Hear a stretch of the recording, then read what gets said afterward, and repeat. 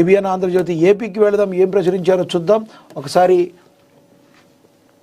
ఒక్కసారిగా దివ్య దర్శనం టోకెన్ల క్యూలో దూసుకొచ్చిన భక్తులు, దర్శన టోకెన్ల క్యూలో తోపులాట, లాఠీతో తట్టి ముందుకు పంపిన భద్రతా సిబ్బంది, తప్పుడు సమాచారం ప్రచారం చేస్తే చర్యలు. ఎస్పీ శ్రీవాణి టికెట్ల కోసం తిరుమలలో భక్తుల నిరసన, అన్నమయ్య భవనం ముందు రోడ్డుపై బైఠాయింపు. ఓవరాల్గా చూస్తే గత కొన్ని నెలలుగా చూస్తుంటే టీటీడీలో కొన్ని అనుకోని పరిణామాలు అయితే కొన్ని జరుగుతూ ఉన్నాయి. మరి ఎప్పటికప్పుడు టీటీడీ అధికారులు కొన్ని చర్యలు తీసుకోవాలి. తొక్కిసలాట్లు జరగకుండా ఉండడానికి మరి ఎంతమంది వస్తారు, ఈ సెలవులు ఎప్పుడున్నాయి, దీనిలో తాకిడి ఎంత ఉంటుంది, ఇదంతా కూడా ఒక ఎస్టిమేషన్ తీసుకోవాల్సిన బాధ్యత టీటీడీ అధికారుల మీద ఉంటుంది.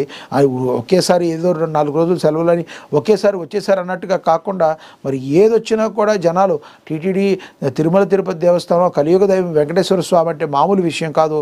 నిరంతరం లక్షల్లో జనాలు వస్తూ ఉంటారు. అందున హాలిడేస్లో ఇంకా ఎక్కువగా వచ్చే అవకాశం ఉంటుంది.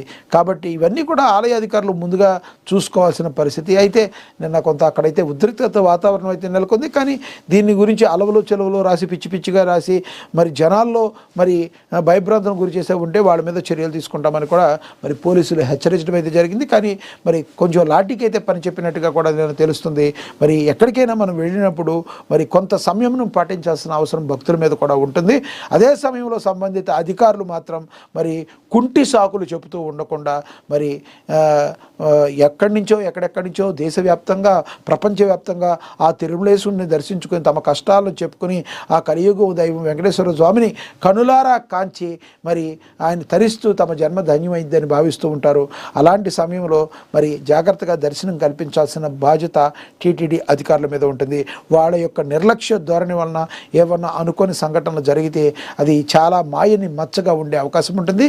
కాబట్టి అందరూ కూడా జాగ్రత్తగా ఉండి సంబంధిత అధికారులు మరి ప్రజల్ని ఆదుకోవాల్సిన, ప్రజలకి కావాల్సిన ఆ దర్శనాన్ని భగవంతుని దర్శనం చేయించాల్సిన మరి బాధ్యత వాళ్ళ మీద ఉంటుంది. దీన్ని అందరూ కూడా గమనించాలి.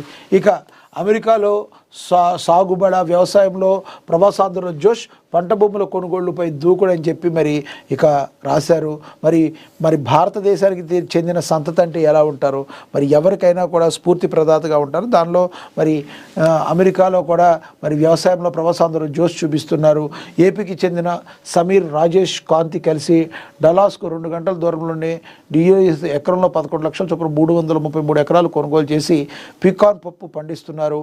టెక్సాస్ పికాన్ గ్రోయర్స్ అసోసియేషన్ నుంచి 2025కు గాను బెస్ట్ న్యూ గ్రోయర్ అవార్డును కూడా అందుకున్నారు. చాలా సంతోషం, బాగుంది. మరి అమెరికాకి వెళ్ళిన, అంతరిక్షంలోకి వెళ్ళిన ప్రవాసాంధ్రులు మాత్రమే మట్టితో చుట్టరికాన్ని మర్చిపోరు, పాడి పంటలపై ప్రేమాభిమానాలను అంత తేలిగ్గా వదులుకోరు. ఏళ్ల క్రితం అగ్రరాజ్యానికి వలసపోయినారు. ఇప్పుడు అక్కడ వ్యవసాయాన్ని కొత్త పుంతలు తొక్కిస్తున్నారు. ఆధునిక సాంకేతికతను అందిపుచ్చుకుని రకరకాల పండ్లు కూరగాయలు పండిస్తూ ఔరా అనిపిస్తున్నారు. నిజంగా అప్రిషియేట్ చేద్దాం. కానీ మనం ఓవరాల్గా దీని గురించి మనం ఒకసారి మాట్లాడుకుంటే, నువ్వు భారతదేశంలో పుట్టావు, భారతదేశంలో పెరిగావు, భారతదేశంలో పుట్టినవాళ్ళు ఈ టెక్నాలజీ మరి అదేవిధంగా మీ యొక్క శ్రమను కూడా ఇదే భారతదేశంలో మీరు చేయగలిగి ఉంటే మీరు మరింత మందికి స్ఫూర్తినిచ్చేవాళ్ళు అని అడిగేవాళ్ళు కూడా లేకపోలేదు. అమెరికా వెళ్ళారు, వీరు మంచిగా మరి భారతదేశం యొక్క కీర్తి ప్రతిష్టలను పెంపొందించే విధంగా అయితే చేస్తున్నారు.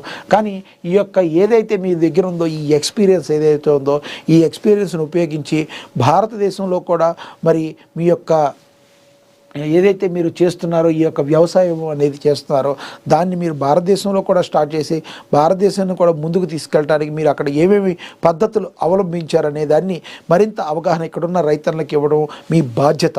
అది మీ బాధ్యతగా గుర్తుంచుకొని మరి మీరు సక్సెస్ అవ్వడం అంటే మీరు సక్సెస్ అవ్వడం కాదు, కన్న భూమి మరి మీ భూమి భరతమాత రుణం తీర్చుకోవాలంటే మీరు అమెరికాలోనే కాదు, మీరు భారతదేశంలో కూడా మీరు అక్కడ ఏవైతే మీరు ఆ కొత్త పద్ధతులు నవీన పద్ధతులు ఏవైతే అలవరుచుకున్నారో అవి ఇక్కడున్న రైతాంగానికి చెప్పి మరి మీ భరతమాత యొక్క రుణాన్ని మీరు తీర్చుకోవాల్సిన అవకాశం ఉంటుందని చెప్పి నేనైతే చెప్తున్నాను. ఫ్రెండ్స్, మీరేమంటున్నారు? మనందరం కూడా అభినందిద్దాం.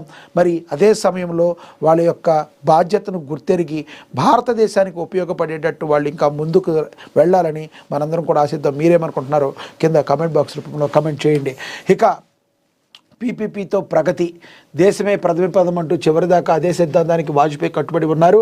అమెరికా లాంటి అగ్రదేశాలు ఒత్తిళ్లను లెక్క చేయకుండా అణు పరీక్షలు నిర్వహించి దేశాన్ని బలీయమైన రాజ్యాంగంగా తీర్చిదిద్దిన మహనీయుడు కేంద్ర మంత్రి శివాజీరాజ్ చౌహాన్ చెప్పారు. ఆయన మహనీయుడు అటల్ బిహారీ వాజ్పేయి అని శివరాజ్ చౌహాన్ చెప్పారు. అమరావతిలో మాజీ ప్రధాని వాజ్పేయి విగ్రహాన్ని